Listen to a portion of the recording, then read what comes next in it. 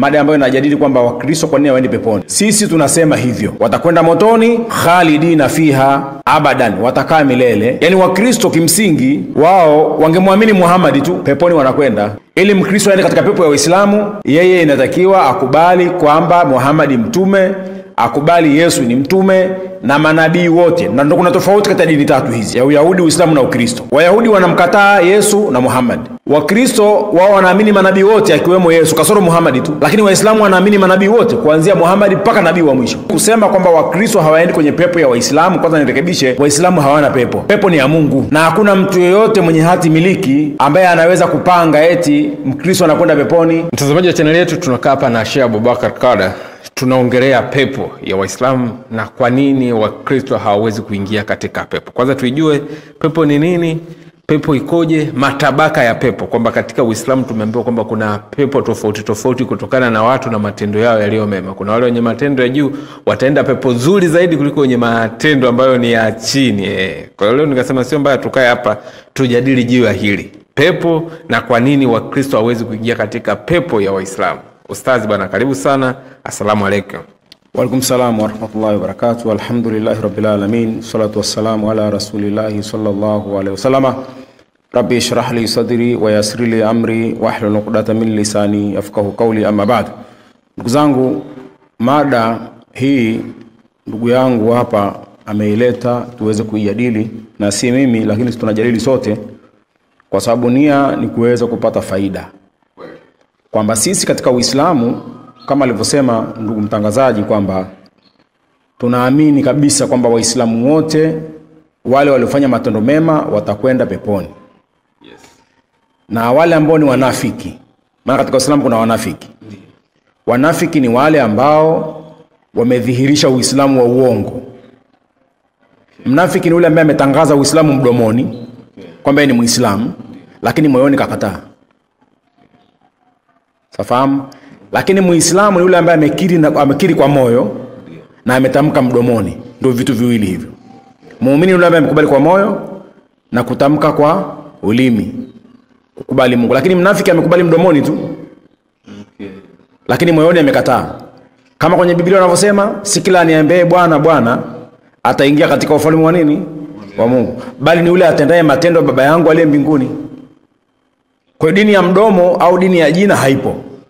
Mtu akiitwa Juma, akiitwa Abdallah, akiitwa Musa, akiitwa Ibrahimu, kama hana matendo katika dini, katika Uislamu, kwa maana haswali, hafungi, ana pesa, haendi Maka, huyo atakuwa ni Muislamu wa jina na yeye atakuwa ni mnafiki. Kwa sababu mnafiki hana matendo. Muumini ni yule ambaye mwenye matendo mazuri. Kwa hiyo tukija katika mada yako ya leo kusema kwamba mada ambayo inajadili kwamba Wakristo kwa nini waende peponi. Sisi tunasema hivyo. Kwamba Qur'ani imefundisha kwamba innal ladhina kafaru, wale waliokufuru, min ahlil kitabi, miongoni mwa Wakristo na Wayahudi, wal mushrikina, na hawa pagani wa Maka, mushrikil arab, fi nari jahannam, watakwenda motoni khalidina fiha abadan, watakaa milele. Sawa? Hiyo ndio itikadi yetu sisi, kwamba wale ambao, lakini kikubwa hapo kumkataa Muhammad. Yani Wakristo kimsingi wao wangemwamini Muhammad tu, peponi wanakwenda. Lakini tunaposema katika pepo ya Kiislamu sasa hivi, sharti ni kwamba mtu akubali manabii wote waliopita kabla ya Muhammad, amkubali na Muhammad mwenyewe, huyo anakuwa ni mtu wa peponi. Na ndio maana Mtume anasema hawi Mkristo au Myahudi aliyesikia habari yangu kisha asiniamini, isipokuwa atakuwa ni mtu wa motoni. Kwa hiyo sharti ni hilo tu.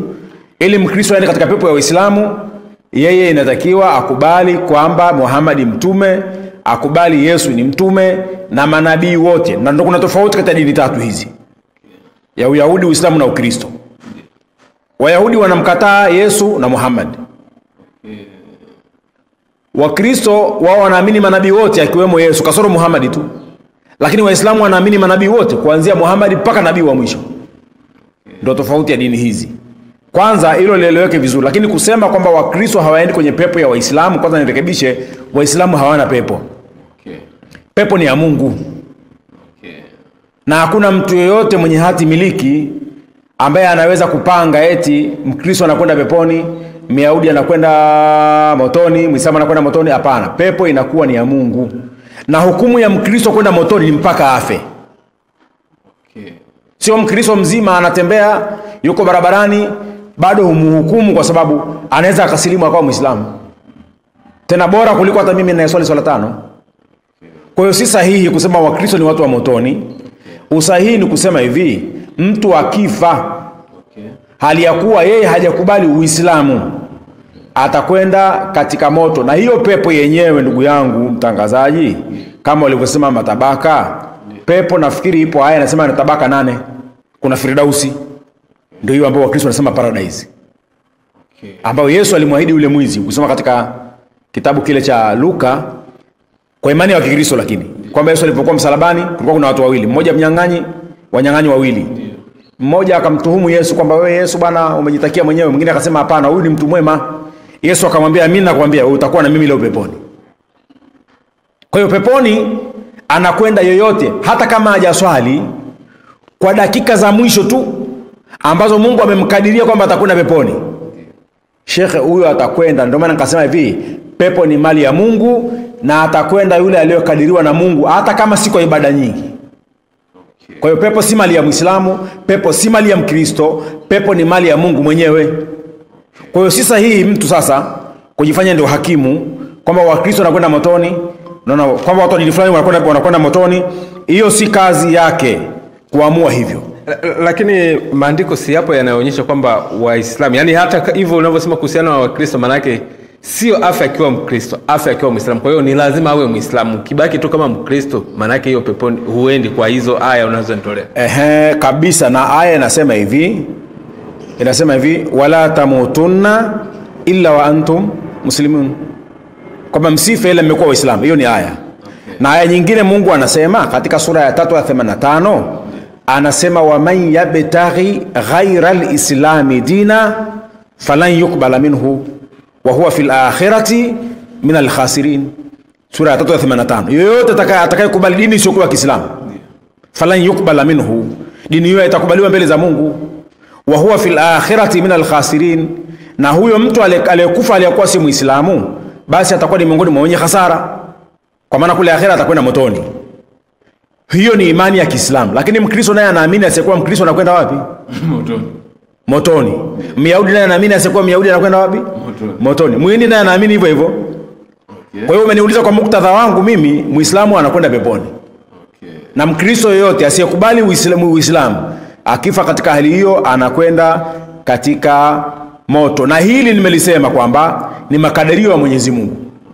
Anayekadiria kwamba mtu atakwenda motoni au peponi, na hii inatokea kabla hata mtu hajazaliwa wala hajaumbwa. Ulielewe vizuri ndugu mtazamaji. Okay. Swala peponi au motoni ni Mungu mwenyewe kashakadiria kabla hata mtu hajaumbwa. Labda unisomee katika kitabu cha Waefeso 1:4 tuweze kupata maandiko hapa. Okay. Kitabu cha Waefeso 1:4 tuweze kupata maandiko, maana watu waelewe vizuri. Hili swala ni gumu. Mtu asikurupuke tu kusema kwamba fulani anakwenda motoni, fulani anakwenda motoni. Hili ni swala la Mungu mwenyewe. Okay. Na Mungu kashawachagua watu wake. Nisomee Efeso 1:4. Naanzia 3. Naam. Atukuzwe Mungu Baba wa Bwana wetu Yesu Kristo, aliyetubariki kwa baraka zote za rohoni katika ulimwengu wa roho ndani yake Kristo.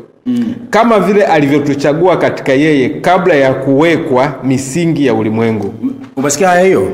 Inasema atukuzwe Mungu wa baba yetu, ambaye ni Mungu wa Yesu vile vile. Ndiyo. Kwa hiyo Yesu ana Mungu wake hapa. Okay. Na huyu Mungu alishatuchagua kabla ya kuwekwa kwa misingi ya nini? Ya ulimwengu, ili tuwe watakatifu, watu wasio na hatia mbele zake katika pendo. Kwa hiyo unaona sasa, kumbe kabla Mungu hajaumba dunia, hii dunia unaiona hii, okay, haijaumbwa wala msingi wa dunia hujawekwa, tayari Mungu kashachagua watu wake. Okay. Na hao watu ni watakatifu, ni watu wa Mungu, washachaguliwa. Sasa kama Mungu amewachagua watu wake wa peponi, watu wa motoni kawachagua nani? Ni Mungu huyo huyo tu.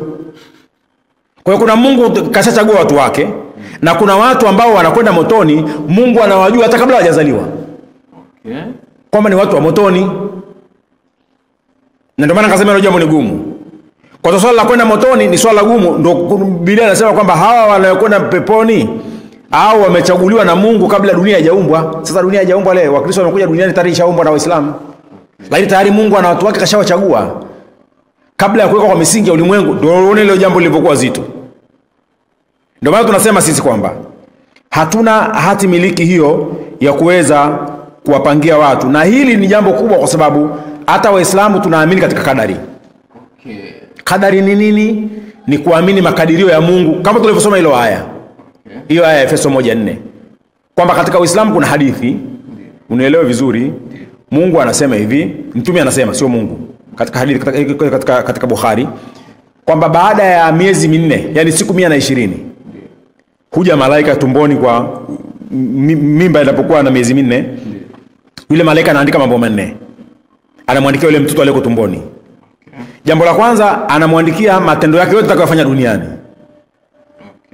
Jambo la pili, anamwandikia riziki yake yote atakayoipata hapa duniani. Jambo la tatu, anamwandikia ajali yake kitakachomuua. Jambo la 4, anamwandikia atakuwa shakiyun au saidun, atakuwa mwema au muovu. Ndio mtume anasema sasa atafanya mtu matendo ya motoni, ibaki kidogo tu afe aende motoni. Ila kwa vile alishaandikiwa na Mungu kule tangia katika ulimwengu wa roho kule tumboni kwa mama yake, atabadilika dakika za mwisho afanye matendo mema aende peponi. Na atafanya mtu matendo mabaya mpaka ibaki kidogo tu afe aende motoni. Ila kwa vile alishaandikiwa na Mungu kwamba atakuwa ni mtu mwema, atabadilika dakika za mwisho, atafanya matendo mazuri, atakufa ataenda peponi. Kama yule mwizi kwa mujibu wa imani ya Kikristo pale msalabani, Wakristo wanavyoamini, hakuswali wala hakufunga. Lakini alikubali dakika za mwisho, na akifa yule Yesu akamwambia atakwenda peponi. Hajaswali yule wala hajafunga. Kwa hivyo ndio Mungu anavyopanga hivyo na anavyoamua. Kwa hiyo kwa mujibu wa hadithi ya Bwana Mtume inasema hivi kwamba kila mtu kashaandikiwa matendo yake atakayofanya. Na ile swala la utata mkubwa sana, nikilizungumza hapa watu wengi watapiga kelele, lakini ndivyo lilivyo hivyo, kwa sababu hata maandiko yanavyosema, unaona bwana, kwamba hata Yuda mwenyewe alipomsaliti Yesu katika Yohana 17:12 aliandikiwa na Mungu yeye apotee. Hebu nisomee.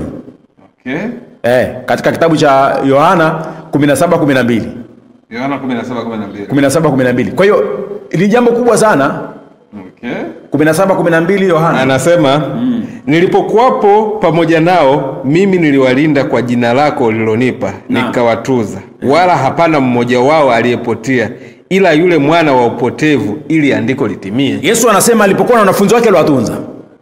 Na katika wanafunzi 12 hakuna hata mmoja aliyepotea, ila yule mwana wa upotevu ambaye ni Yuda. Ambaye huyu kapotea ili andiko lifanyeje? Litimie. Kumbe kupotea kwa Yuda alishaandikiwa na Mungu apotee. Yuda analaumiwa vipi sasa kama alishaandikiwa apotee? Uoni sasa kwamba mtu kama amepotea Mungu ashamwandikia hapo sasa? Hapo ndipo inapokuja kwamba hilo ni swala la tauhidi. Tunasema theolojia hiyo. Kwamba katika theolojia ni swala gumu sana hilo. Ndio maana nikasema swala kumjua mtu wa peponi au ni wa motoni ni Mungu mwenyewe anajua. Kwa hiyo Mungu alishaandika Yuda apotee. Na ndio maana hata ukisoma katika Yeremia kule anasema ilishaandikwa kule kwenye Yeremia kwamba atachukua pesa Yuda, atazitupa hekaluni, nao wataenda kununua shamba. Yeremia ameishi miaka 700 kabla ya Yesu. Baada ya miaka 700 Yuda anamsaliti Yesu, anapewa pesa, anazitupa hekaluni, wanazichukua na kununulia shamba ili andiko litimie. Sasa miaka 700 kabla Yuda hajazaliwa tayari kashaandikiwa apotee. Sijui umeelewa vizuri hapo Hapo nakuelewa. Na hata wanafunzi wa Yesu wanasema katika Mathayo 26:56, hapo nisomee, Yesu alipokamatwa kwa itikadi ya Kikristo, lilitokea tukio la wanafunzi kukimbia. 26:56. Yohana. Mathayo hiyo. Mathayo 26:56. Nasemaje? Sawa. Anasema mstari wa 56 anasema, lakini haya yote yamekuwa ili maandiko ya manabii yatimizwe. Ndipo wanafunzi wote wakamwacha wakakimbia. Kwa hiyo wanafunzi wa Yesu walivyomkimbia Yesu ni ili maandiko ya manabii yatimizwe. Kwa hiyo zile mbio za wanafunzi zile kukimbia wametimiza andiko. Ilishaandikwa tangia zamani na manabii. Kwamba wanafunzi watakimbia. Watakimbia, watamwacha Yesu. Si andiko limesema nitampiga mchungaji wa kondoo na kondoo watatawanyika? Si imeandikwa kule kwenye Zaburi sijui nafikiri. Kwa hiyo Daudi ameishi miaka 1000 kabla ya Yesu. Ishaandikwa kwamba Yesu atakapokuja kutaka kukamatwa, wanafunzi watakimbia miaka 1000. Hata Petro alipomkana Yesu, Yesu alisemaje? Jogoo atawika leo, utanikana mara 3. Silitokea vile vile. Ndio. Hii inamaanisha gani? Ina maana kwamba Mungu yeye alivyo anajua mambo ya mbele yatakayotokea, ya kila mtu atakavyokuwa na matendo yake atakavyokuwa, na kila unachokifanya wewe jua ni mpango wa Mungu, na hayo ni maandiko ya Mwenyezi Mungu. Kwa hivyo sasa, hata katika sisi Uislamu kuna kisa kimoja. Omar alimkamata mwizi, Omar ibn al-Khattab. Yeye ni khalifa wa pili katika Uislamu. Katika utawala wake alimkamata mwizi, akamwambia tunakukata mkono kwa sababu umeiba. Kwa sababu sheria ya Kiislamu inasema asarikatun faqata wa aydihuma, mwizi mwanamume na mwizi mwanamke wakateni mikono. Kwa hiyo akamkamata mwizi, akamwambia kwa mujibu wa sheria ya Kiislamu natakiwa ukatwe mkono. Mwizi akasema mimi nimeandikiwa niibe. Anaambia Omar, Mungu alishaandika mimi niibe. Omar akasema vile vile tunavyokata mkono pia Mungu amekuandikia ukatwe mkono. Sio, umeelewa vizuri? Kwa hiyo yote ni maandiko yatimie. Kwa hivyo sasa, mtu kama atapotea, ndugu yangu, atapotea, jua haya yote ni katika mipango ya Mwenyezi Mungu Subhanahu wa Ta'ala, na kama tulivyosema katika maandiko yaliyopita. Lakini kimsingi tunaposema mtu atakwenda peponi au motoni, hii ni itikadi ya mtu ambaye anaamini ufufuo. Sio, umeelewa vizuri? Kwamba mtu akifa baadaye atafufuka. Ndio aende peponi, ima aende wapi? Motoni. Lakini kuna dini zingine haziamini ufufuo. Sasa hiyo pepo watazungumzia vipi? Kuna maana hapo inamaanisha wapo wale ambao wanaamini kwamba mtu akishakufa amepotea, au wapo ambao wanaamini kwamba mtu akishakufa ndo pale pale anahukumiwa. Kama sasa hivi tunavyoongea, waliokufa wengine wapo motoni, wengine wapo peponi. Wengine wanaamini ndio hivyo. Lakini wengine wanaamini mtu akifa anazaliwa sehemu nyingine. Reincarnation. Na hii itikadi hii ya kuamini mtu akifa anazaliwa sehemu nyingine, kama walivyosema hiyo reincarnation sio kwa kizungu, hata Wayahudi walikuwa wanaamini hivyo. Na huo ni utata wa kitheolojia, kwa sababu hata Biblia imefundisha ile fundisho. Wakristo sio wanaamini vipi sasa? Kama Wakristo wanaamini ufunuo kweli, ufufuo tunaamini. Reincarnation mbona imetajwa katika kitabu cha Luka? Nisomee ili uone. Luka ngapi? Luka 1:17. Kwamba Yesu aliamini, au hapo ni kitendo cha Zakaria. Ndio. Alipokuwa katika ile mihirabu ile anaswali, Mungu akamtokea. Hebu tusome kwanza uweze kupata nani. Na wengi katika Waisraeli atawarejesha kwa Bwana Mungu wao, naye atatangulia mbele zake katika roho ya Elia. Yohana Mbatizaji huyo. Atatangulia mbele za Yesu, mbele ya roho ya nani? Ya Elia. Kwa maana kwa itikadi hiyo kwamba Yohana Mbatizaji alikuwa ni Elia. Ni Elia. Niliwahi kuisikia hii. Umeelewa Kwa hiyo Yohana Mbatizaji amezaliwa, umemwona ni Yohana, lakini yule roho yake ile ni Elia, ndio kashazaliwa tena Elia. Sasa kama ule mlolongo wa kuzaana utaendelea hivyo hivyo, ile cheni itaendelea, hapa kuna ufufuo tena. Sasa twende katika aya nyingine, Yesu athibitishe. Je, kweli maneno hayo Yesu amesema kweli? Mathayo 11:17. Mathayo 11:17. Anzia mstari wa 13. Mathayo 11:13 mpaka 15.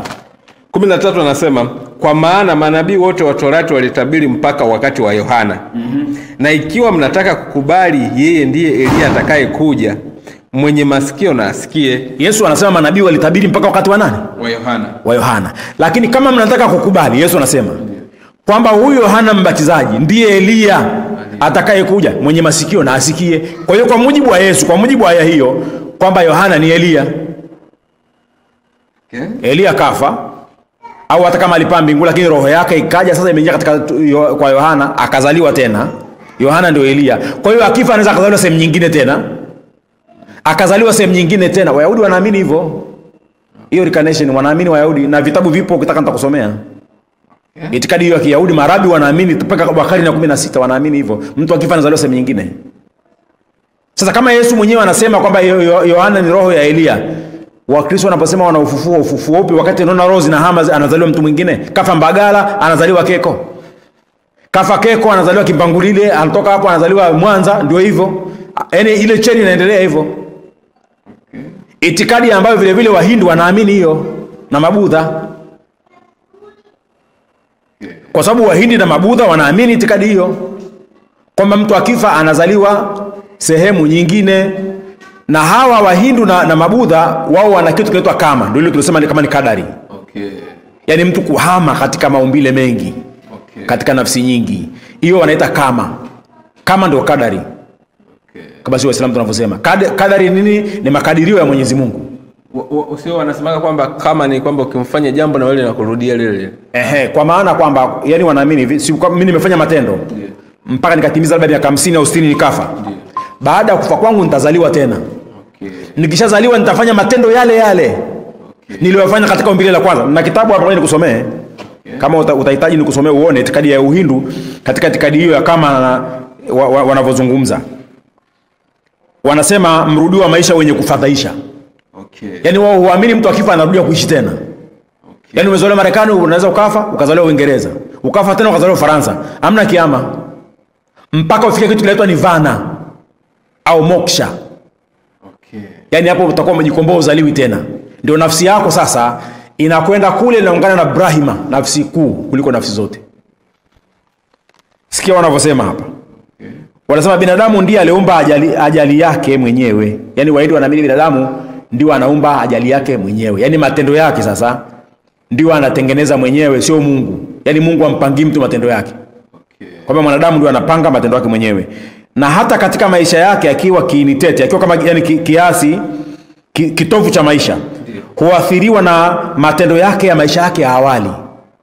Yaani wewe kama zamani uliishi ukawa mwizi, utakapozaliwa tena utakuwa mwizi hivyo hivyo. Kama ulikuwa mwanasheria, utakapokufa tena roho yako ikatoka ikaingia katika umbile la mtu mwingine, wewe utakuwa mwanasheria tena.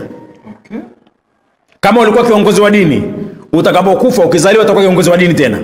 Kwa hiyo utatangatanga katika maumbile hayo ambao wanaita samsara.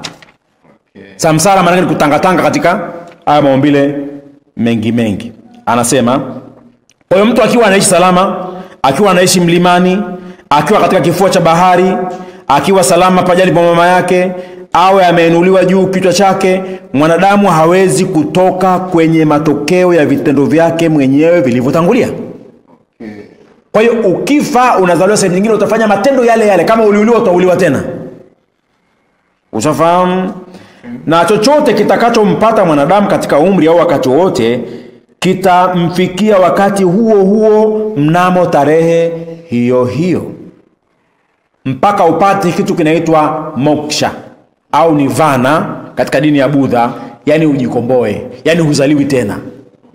Ndio nafsi yako sasa inatoka sasa inakwenda kuungana na ile nafsi kuu ya kwanza inaitwa Brahman. Maana Brahman ni Mungu wao ambao wanaamini ndio roho kubwa kuliko roho zote. Kwa hiyo unapokufa ukazaliwa katika maumbile mengi, baadaye unatoka sasa unakwenda unazaliwa tena katika ukishafikia sasa matendo fulani. Ndio maana wanasema mtu akifa ila wanaamini jahannam. Ile roho inapokufa inaweza kwenda kwenye jahannam ya kwanza ikateswa. Ikatoka katika jahannam nyingine ikasafishwa. Ikishakuwa safi sasa inazaliwa tena. Inafanya matendo yale yale. Lakini baadaye kuna baadhi ya matendo fulani inabidi ifanye ili ijikomboe, haizaliwi tena sasa. Inakwenda kuungana na ile nafsi kuu ambayo inaitwa Brahman, ambayo ni roho kubwa. Basi inakuwa haizaliwi tena. Hayo ndio maisha ya milele inakaa huko. Lakini mimi nashangaa huyu Brahman wanasema jina lake linafanana na Ibrahim. Na mkewe, maana huyu ni Mungu anaitwa Brahman, lakini Mungu huyu ana mke. Anaitwa Saraswati. Kwa hiyo mimi napata utata kidogo. Huyu Mungu wa Kihindu anaitwa Brahman. Mkewe anaitwa Sara. Hili pia ni tatizo. Ila wanazuoni wanasema hivi, kama alifasiri Qur'an anaitwa Maududi anasema inawezekana hawa Wahindi, kwa sababu dini ya Kihindu imeanza miaka 700 kabla kuzaliwa Yesu. Ndio ilianza before Christ. Kwa kipindi hicho kuanzia miaka mingi iliyopita Ibrahimu aliishi. Kwa hiyo wanasema pengine hawa watu walipata mafundisho ya Abraham. Lakini kwa upotoshaji wao sasa wakamfanya Ibrahimu kuwa Mungu.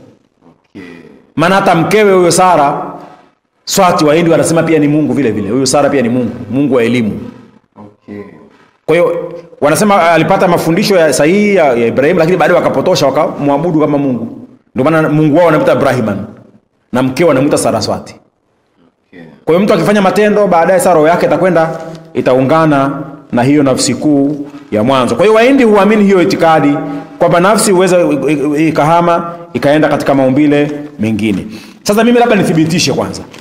Kama Qur'an unayo hapa usome, ni aya nikuthibitishie kwamba Waislamu wanakwenda katika pepo ya Mwenyezi Mungu. Nisomee katika Qur'ani sura 43 aya ya 70. Qur'ani sura 43 aya ya 70. Alafu tuje tuangalie, je, hawa ndugu zetu wa Kristo nao itakuwaje? Tuweze kujifunza na tuweze kupata faida. Ndugu zangu, hizi mada ni muhimu kuweza kuzijadili kwa sababu kuna watu wanaofuatilia na kuna watu wanaweza wakawa wanatafuta kujifundisha zaidi.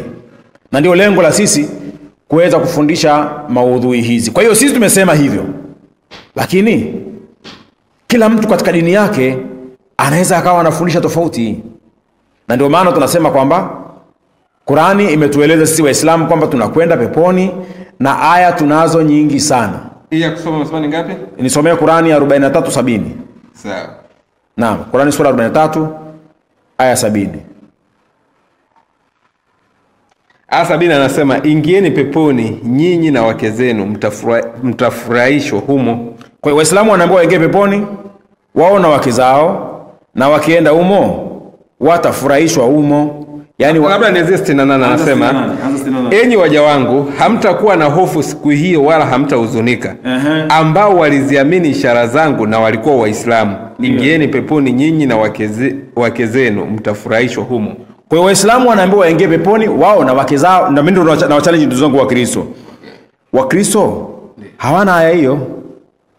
Kama wanayo wanipe, mimi wala sina shida.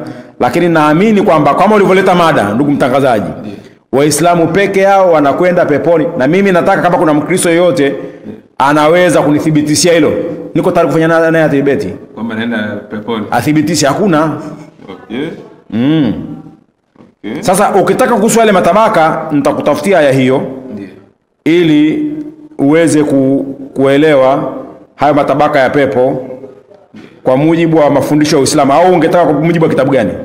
Kwa mujibu wa mafundisho tu ya ujumla, vyovyote vile itakavyokuwa. Ila sana sana nilikuwa nalenga kwa nini Waislamu, tuseme Waislamu, nimeambiwa nasikia kwamba pepo zao zina matabaka. Kuna watu wataenda pepo nzuri zaidi kuliko wengine. Nilitaka nijue hivyo, na nilitaka nijue kuhusu busara zake. Kwa nini natakiwa iwe hivyo? Aha.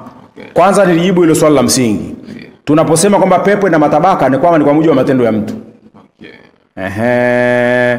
Ni kwa mujibu wa matendo ya mtu aliyoyafanya. Kwa hiyo wale mitume na manabii na watu wema zaidi, wao watakwenda katika pepo bora zaidi ambayo inaitwa Firdausi. Okay. Na hili lipo hata hapa duniani, watu hawezi kuwa sawa. Okay. Kuna watu wanakaa Oysterbay, kuna watu wanakaa Masaki. Hapa Dar es Salaam kuna watu wengine wanakaa Kimbangulile, wengine wanakaa Bande kama sisi huku. Kwa hiyo tuko tofauti. Kwa hiyo kuna matabaka ya pepo ambayo hayapungui 8. Okay. Yote haya watakaa watu kwa mujibu wa matendo yao. Kwa hiyo si watu watakuwa katika sehemu moja, kwa sababu tayari kuna watu ambao wametofautiana kimatendo. Lakini pepo, tabaka kubwa la pepo ni ile inaitwa Firdausi. Hiyo ndio kubwa. Hiyo ndio pepo kubwa ambayo imetajwa na mitume wengi wataingia katika hiyo pepo. Na wale maswahaba na wale wacha Mungu wakubwa ambao wataweza kwenda katika hiyo pepo. Okay. Lakini kwa sisi wenzangu na mimi wenye matendo wakati na kati, tutaingia katika pepo hizo. Ziko nyingi tu, kuna hiyo Naim, kuna pepo inaitwa Darus Salam. Okay. Zipo aina nyingi za pepo zimetajwa katika Qur'an. Kama Dar. Ni mji ambao katika Biblia inaitwa Yerusalemu mpya. Okay. Ndio ile Jerusalem, ndio Darus Salam kwenye Qur'an imeitwa. Okay. Ndio Yerusalemu mpya hiyo. Ni pepo hivi katika matabaka ya pepo. Kuna Yerusalemu mpya, kuna hiyo Firdausi, ndio paradiso. Okay. Ziko matabaka mengi, na hayo yote ni kwa mujibu wa watu ambao wao wenyewe wataingia kwa mujibu wa matendo yao waliyofanya. Hizo pepo zimefundishwa na mtume au ni katika hadithi? Pepo zimefundishwa na mtume na katika uchambuzi wa Qur'ani wenyewe. Kwa sababu Qur'ani imetaja pepo na milango 8. Okay. Kwamba kila mlango ni pepo inayojitegemea. Na haya nitakupa kabla kumaliza hili somo. Okay. Ili uweze kujua, lakini kikubwa ni kwamba mtume kafundisha sana kuhusu hilo jambo, na hadithi zipo nyingi. Na ukitaka ndugu mtangazaji, kwa sababu tunaongea na na tupo katika harakati hizi, basi tutakutafutia hizo ili uweze kuzipata. Sawa, lakini na swali lingine kuhusiana na hivyo, kama tunavyosema kuhusiana na Waislamu na ambao sio Waislamu. Naam. Kama mtu anakuwa sio Muislamu lakini ana matendo, yani matendo yale ambayo tuseme ni mazuri, lakini yeye hata siku moja hajamkiri Mtume Muhammad, kwanza muamini kabisa, ila matendo yake yote ni yale ambayo yalikuwa yanatakiwa mema, huyo anaweza kwenda Jannatul Firdaus? Yupo mtu kama huyo anakwenda peponi, ila kwa sharti hawa hajamsikia Muhammad wala ujumbe wa Uislamu hajausikia. Okay. Kwa sababu kuna aya Mungu anasema wama kunna muadhibina hatta nabatha rasula, kwamba mtu haadhibiwi mpaka apelekewe mtume. Mungu hawezi kuwa dhalim wala Mungu hawezi kuwa muonevu. Yani mtu ambaye hajafikiwa na ujumbe wa Mungu, hajui chochote kuhusu mitume, alafu Mungu ampeleke motoni. Mungu hawezi kufanya hivyo. Okay. Na ndio maana hata kusoma katika Yohana 15:22 unaweza ukaisoma. Yesu anasema hivi, kama nisingalikuja na kusema nao, wasingelikuwa na dhambi. Okay. Yani wasingelikuwa na hatia. Lakini maadamu sasa hivi nimekuja nimesema nao, dhambi yao ipo, hao watakwenda motoni maadamu Yesu kashawafikia. Yohana 15:22. Anasema kama nisingalikuja na kusema nao wasingalikuwa na dhambi. Lakini sasa hawana kisingizio kwa dhambi zao. Kwa hivyo hao wanakwenda motoni kwa sababu gani? Yesu kaja akawafikishia ujumbe. Okay. Lakini kama asingekuja kusema nao, je, wasingekuwa na dhambi? Yani hao wasingekuwa na makosa. Na ndio maana hata wale watu waliishi Maka kabla ya kuja Muhammad, zinaitwa zama za ujahilia, zama za ujinga. Okay. Wale hawahesabiki kwamba watakwenda motoni kwa sababu hajaja mtume kuwafikishia ujumbe. Kwa maana kuna watu leo wanaishi pengine katika dunia hii, labda wako porini huko, wakazia kuchunga ng'ombe tu kama wale Mahezabe na watu fulani hivi, wanakula nyama pori, wanachunga wanyama, wanaishi porini tu, kwa hakuna ujumbe wote uliowafikia. Wakifa wanakwenda peponi. Kwa sababu Mungu ni mwadilifu, atahukumu watu na atawauliza, bwana mbona hujaniamini, ujumbe wako sijaupata? Mungu hawezi kumpeleka motoni. Okay. Ndivyo inavyokuwa hivyo. Sasa tumalizie sasa kipindi chetu. Basi kama ni hivyo tumalizie kipindi chetu kwa uchache, si ndivyo? Ndio. Nitatoa namba yangu ya simu kama kawaida yangu, na wale wenye kutaka kufuatilia katika programu hizi. Kwanza niseme niwashukuru ndugu simulizi kwa kuweza kuja tena wiki hii na kuweza kuongea machache. Na mimi nikuombea kwa Mungu akufanyie wepesi katika harakati zako. Amen. Na wale ndugu zetu ambao wanatufuatilia nao waendelee kusubscribe katika mtandao ili tuweze kupata faida. Hilo la kwanza. La pili, naendelea kusisitiza kwamba mimi niko hapa nafanya harakati katika kituo hichi hapa Chamazi, na harakati nyingi hapa nazifanya hapa msikitini, na tuna mahitaji mengi ambayo tunayafanya hapa ya Kiislamu. Na ndio maana tunasema kama yule ambaye ana harakati za kuweza kutusupport basi atusupport. Na nilikuwa nataka vyombo vya kuhubiria. Ili nimelisema na narudia tena, tunataka vyombo vya kufanya muhadhara vya maana vikubwa, na Waislamu mpo mna uwezo. Mtunulie vyombo tufanye kazi. Si lazima mtumie hela shehe. Wala mimi sio mtu wa hivyo. Nataka utunulie vyombo tufanye kazi. Namba yangu ni 0714, namba ya Tigo 0714 82 91 91. 0714 82 91 91. Kwa leo inshallah, kwa hayo machache inshallah, Mungu atufanyie wepesi, atujalie tukutane tena siku nyingine. Wa hadha, assalamu alaikum wa rahmatullahi wa barakatuh. Asante sana.